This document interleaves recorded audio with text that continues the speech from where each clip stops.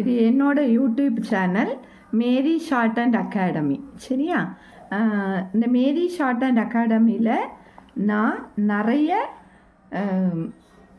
Short and பற்றி தான் போடுவேன்.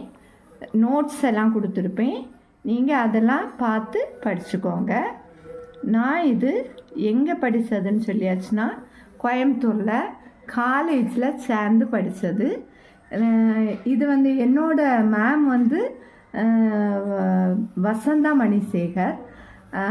அவங்க எனக்கு நல்லாவே கோச் பண்ணியிருந்தாங்க.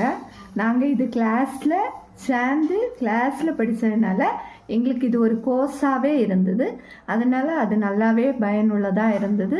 அதை தான் நான் உங்களுக்கு இப்போது யூடியூப் விளையாட்டு உங்களுக்கு கொண்டு சேர்க்கேன். சரியா? இப்போ நம்ம பார்க்க போகிறது என்னதுன்னா ஃபர்ஸ்ட் லெசன். இந்த ஃபர்ஸ்ட் லெசனில் நம்ம என்ன பார்க்கோன்னா வேறு ஒன்றும் இல்லை, சும்மா கொஞ்சம் இன்ட்ரோடக்ஷன் நான் சொல்லி தரேன்.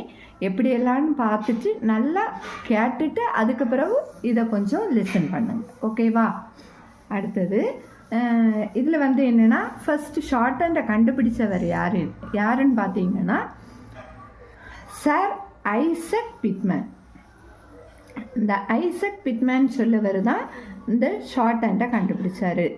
இந்த ஷார்ட் ஹேண்ட் முதல்ல நீங்கள் பார்த்தீங்கன்னா ஷார்ட் ஹேண்டை ரொம்ப விரும்பி நம்ம என்ன செய்யணும், படிக்கணும். இல்லைன்னா நமக்கு அது என்னது, இன்ட்ரெஸ்ட் இல்லாமல் படித்தோன்னா அது என்னது, நமக்கு படிக்கவே முடியாது. ஆனால் அதை விரும்பி படிச்சிங்கன்னா ரொம்ப இன்ட்ரெஸ்டிங்காக இருக்கும், ரொம்ப ஜாலியாகவும் இருக்கும். இப்போ இன்னும் படிக்கலாம் அப்படின்னு தான் இருந்துகிட்ருக்கோம். நான் இப்போ சொல்லித்தரேன் உங்களுக்கு. அதன்படி நீங்கள் படிங்க, நல்லா ஈஸியாக இருக்கும். இது ஷார்ட் ஹேண்டை பொறுத்தவரையில் வேறு ஒன்றுமே கிடையாது. என்னென்னா, நம்ம ஏபிசிடியில் எப்படி 26 லெட்டர்ஸ் படிக்கவுமே அதே மாதிரி தான் இங்கேயும். சரியா? அப்போ இதில் நீங்கள் ஃபர்ஸ்ட் என்ன பார்க்க வேண்டியதுன்னா, ஷார்ட் ஹேண்டை பொறுத்தவரையில் எல்லாமே என்னது, நம்ம சவுண்டை கேட்டு சவுண்டுக்கு ஏற்றபடி எழுதுறது தான் ஷார்ட் ஹேண்டு. அதே மாதிரி தான் இங்கே இங்கிலீஷ் லெட்டர்ஸில் நம்ம எப்படி பார்த்தோமோ அதே மாதிரி தான் இங்கே 26 ஸ்ட்ரோக்ஸ் இருக்கும். அது எதெல்லாம் நான் உங்களுக்கு சொல்லி தரேன்.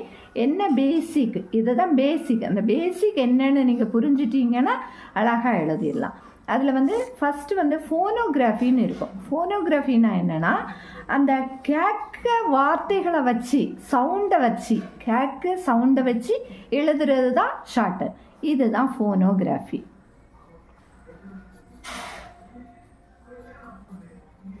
ஃபோனோகிராஃபி மீன்ஸ் அப்படின்னா சவுண்டு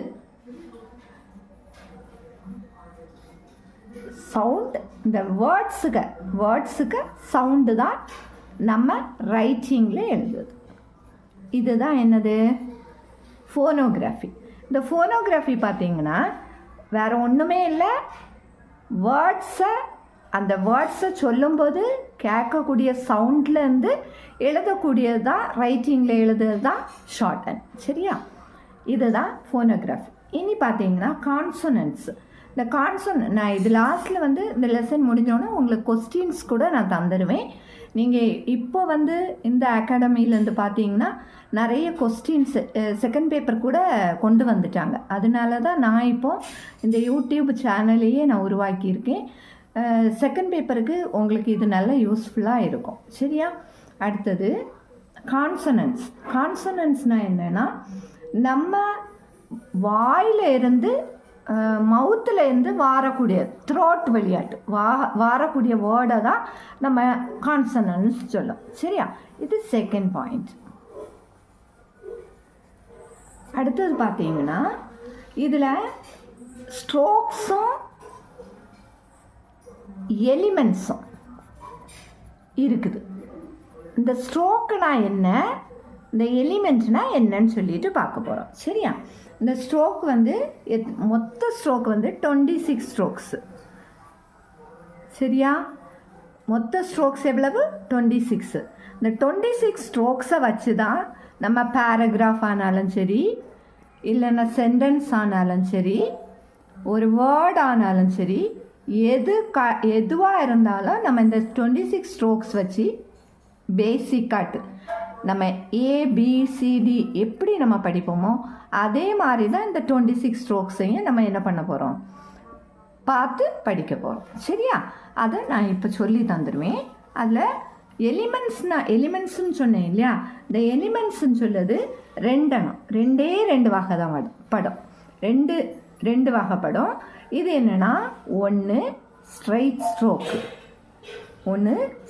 ஸ்ட்ரோக்கு, இன்னொன்று கர்வ்டு ஸ்ட்ரோக்கு. இது மட்டும்தான் நம்ம இதில் படிக்க போகிறது. இந்த 26 ஸ்ட்ரோக்ஸ். அப்போ ஸ்ட்ரோக்ஸ் எத்தனை? 26. அது எத்தனை எலிமெண்ட்டாக பிரிக்கப்பட்டிருக்குன்னா 2. அதில் ஃபர்ஸ்ட் ஒன்று ஸ்ட்ரைட் ஸ்ட்ரோக்கு, இன்னொன்று கர்வ்டு ஸ்ட்ரோக். சரியா? இப்போ அதுக்கு முன்னாடி ஒரு எக்ஸாம்பிள் சொல்லி, நான் இப்போ கையில் வச்சுருக்க பென்சில் தான் ஷார்ட் ஹேண்டுக்கு நாங்கள் 1999 வச்சு யூஸ் பண்ண ஒரு பொருள். இந்த பென்சிலை வச்சு யூஸ் பண்ணிங்கன்னா அது எங்கெல்லாம் இந்த ஸ்ட்ரோக்கை நம்ம திக்கன் பண்ண வேண்டியது வருதோ அங்கெல்லாம் திக்காக காட்டும். எங்கெல்லாம் லைட்டாக எழுத விரும்புவோமோ அங்கெல்லாம் இது லைட்டாக எழுதும். இதுதான் இந்த பென்சிலோட ஒரு ப்ளஸ். சரியா? இது நான் எழுதிட்டு இருக்கிறது தான் ஷார்ட் அண்ட் நோட்டு. இந்த ஷார்ட் அண்ட் நோட்டில் தான் நம்ம என்ன செய்யணும், எல்லாமே ப்ராக்டிஸ் பண்ணணும். சரியா? எப்போவுமே ஷார்ட் ஹேண்டுக்கு நீங்கள் ஸ்பீடெல்லாம் போயிட்டீங்கன்னா இந்த பேஜ் எழுதிட்டோமா, அடுத்தது இங்கே எழுதாமல் அப்படின்னா மேல் பக்கம் எழுதாமல் இந்த பக்கமே எழுதணும். அதுதான் ஷார்ட் ஹேண்டில் உள்ள ஒரு ஸ்பீடுக்கெல்லாம் உள்ள ஒரு ப்ளஸ். இப்படி நீங்கள் எழுதி பழகுனீங்கன்னா எல்லாமே உங்களுக்கு ஈஸியாக இருக்கும். இனி நான் ஸ்ட்ரோக்ஸை உங்களுக்கு நான் சொல்லித்தரேன். இதை